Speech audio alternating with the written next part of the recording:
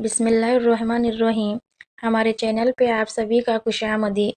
حکایت محبت قسط نمبر 3۔ بدقسمتی سے حمزہ نے باہر کھڑے یہ سب باتیں سن لی تھی۔ وہ وہیں دیوار سے کھڑا اپنے سر کو پکڑ کر کھڑا ہو گیا۔ اسے اس کی باتیں حیران زدہ بالکل نہیں لگی تھی، بس وہ حیرت میں اس لیے تھا کہ اس کے دل میں کتنا میل کا غبارہ جمع ہے۔ حمزہ بیٹے، ڈائننگ ٹیبل پر کھانے کی اشیائیں رکھی تھی اور وہ تینوں اپنی اپنی جگہوں پر برجمان تھے۔ حمزہ بیٹے، میں نے آپ کی اور الفت کی ٹکٹ بک کر دی ہے۔ آپ دونوں ایک دن بعد مری جا رہے ہیں۔ الفت کے گلے میں نوالا اٹک گیا اور یہاں حمزہ کے دم ٹوٹنے لگا۔ بٹ مما وہ کچھ بولتا اس سے پہلے ہی رانی جی بول پڑی، میں کچھ نہیں، بس آپ دونوں ایک ساتھ ٹائم سپینڈ کریں کچھ دن۔ اوکے بٹ مما میں آفس۔ حمزہ، میں نے جو کہا بیٹا وہی کریں گے آپ۔ ڈیٹ از اوکے مما۔ وہ مجبوراً مانا تھا۔ الفت کمرے میں آنے کے بعد سر پکڑ بیٹھ گئی، کیونکہ اب اسے یہ وقت بھی جھیلنا تھا۔ ایک ایسے شخص کے ساتھ گھومنے جانا تھا جس کا ساتھ وہ ایک منٹ بھی برداشت نہیں کر سکتی۔ وہ الفت، آپ کے والد ملے تھے مجھ سے۔ اس نے بے اختیاری الفت سے اس رات کے پہر بات کی تھی۔ اس نے کہا، اچھا الفت، میں معذرت چاہتا ہوں مما کی طرف سے، انہوں نے مجھ سے بنا پوچھے یہ سب پلان کیا۔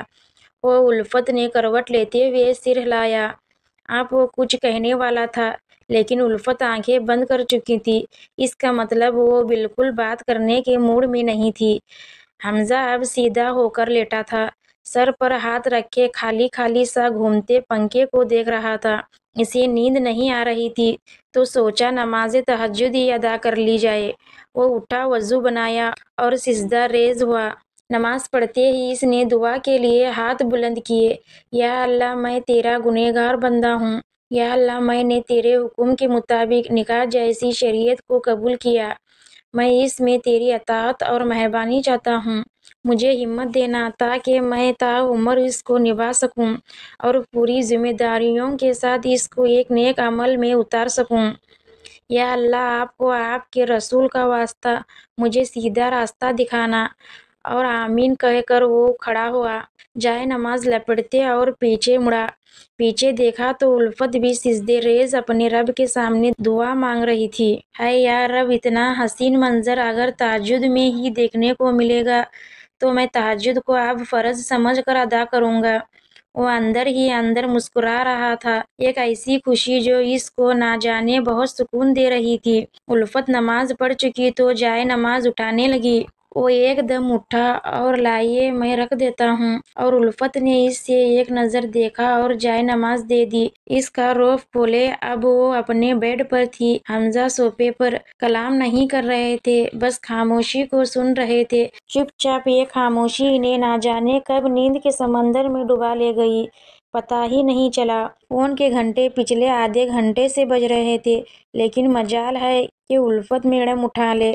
بالآخر جب فون بند ہوا تو اس نے ایک نظر اسکرین پر ڈالی۔ میں نہیں کروں گی تم لوگوں سے بات کبھی، یہ دل کا خیال تھا، لیکن آخر بہن تھی، سگا خون، وہ اتنی دیر تک اگنور بھی نہیں کر سکتی تھی۔ دوبارہ فون جگمگ جگمگ ہونے لگا تو الفت دھڑم کر کے کال اٹھا لی۔ ہیلو، السلام علیکم، کیسے ہو؟ وعلیکم السلام۔ یہ آواز محمل کی تو نہیں تھی؟ اس نے پھر ایک بار اسکرین کو دیکھا اور ایک کال رمیشہ کی تھی۔ اس نے بے دہانی میں محمل کی سمجھ کر اٹھا لی تھی۔ ہاں بولیے میری جان۔ الفت ہمیشہ ہی سے رمیشہ سے بہت اٹیچ تھی اور رمیشہ بھی الفت کی کسی بات کا برا نہیں لگا لیتی تھی۔ یار سنو الفت، میں تمہارے گھر آ رہی ہوں، ایڈریس بتاؤ۔ نہیں نہیں رمیشہ، یہاں نہ آؤ یار، یہاں میری ساس ہیں اور تمہیں تو پتہ ہی ہے تم سے کتنی ساری باتیں کرنی ہیں مجھے، تو تم آ جاؤ یہاں۔ رمیشہ نے فوراً مسئلے کا حل نکال لیا۔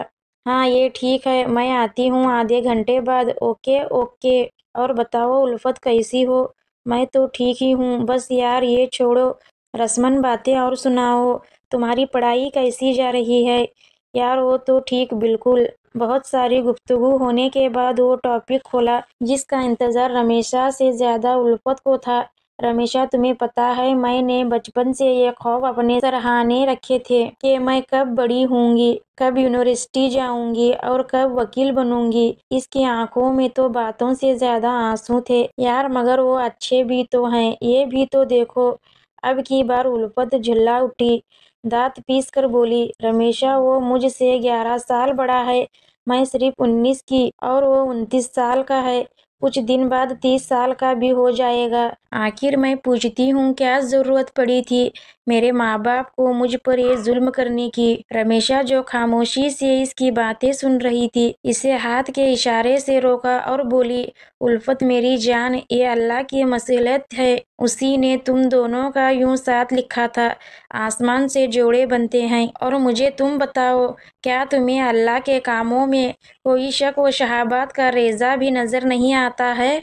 लेकिन रमेशा, आखिर मेरे साथ ही क्यों क्या मैं अल्लाह की इबादत में कोई गलती करती हूँ जो इन्होंने मुझे ये सजा दी है? मेरे अरमानों पर एक बहुत बड़ा तीर आकर कमर से आर पार हुआ है। देखो उल्फत, ये सजा नहीं है, जजा है जो तुम्हें इनामत की सूरत में मिला है, निखा। और तुम अभी तक सिर्फ इससे समझौता कर रही हो। इससे मोहब्बत करके तो देखो, क्या पता ये जुल्म तुम्हें सुकून देने लगे, ये कड़वाहट तुम्हें मिठास देने लगे, क्या पता कि ये बोझ हटकर बहार बन जाए। लेकिन रमेशा, वो इसे सवालियों नजर से देखने लगी। तो रमेशा ने कहा, क्या हुआ? वो कल मैं और वो मेरी जा रहे हैं। अच्छा तो फिर? रमेशा ने अपनी एक एब्रोज उठाकर इसके सवाल का निशान बनाया। मैं कैसे बर्दाश्त करूंगी यार। रमेशा ने गहरी सांस ली और उल्फत के बाएं कंधे पर हाथ रखा और बोली, देखो दोस्त, तुम कल जा रही हो ठीक है, लेकिन इस दौरान सफर तुम इसे नहीं अपने आप को ढूंढोगी। तुम इसकी हर वो बात देखोगी जिसमें तुम्हें सुकून महसूस हो। तुम दौरान सफर इसकी और अपनी उलझनों को सुलझाओगी और बाकी अल्लाह ताला तुम्हारे हक में बेहतर करेंगे। अब तुम अपने अंदर से ये कड़वाहट दूर करो और छोड़ दो ये उम्र की जिद बस, ठीक है? इसने बस सर को हिला दी, लेकिन वो दिल से नहीं बोली थी। रमेशा की बातें असरदार थी, लेकिन ये बात उल्फत को कौन समझाए। आगे क्या होता है जानने के लिए कस्त नंबर 4 देखिए। अगर आपको ये नॉवेल्स पसंद आ रहे हैं तो हमारे चैनल को सब्सक्राइब करें। मिलते हैं अगले वीडियो में, तब तक के खुदा हाफिज।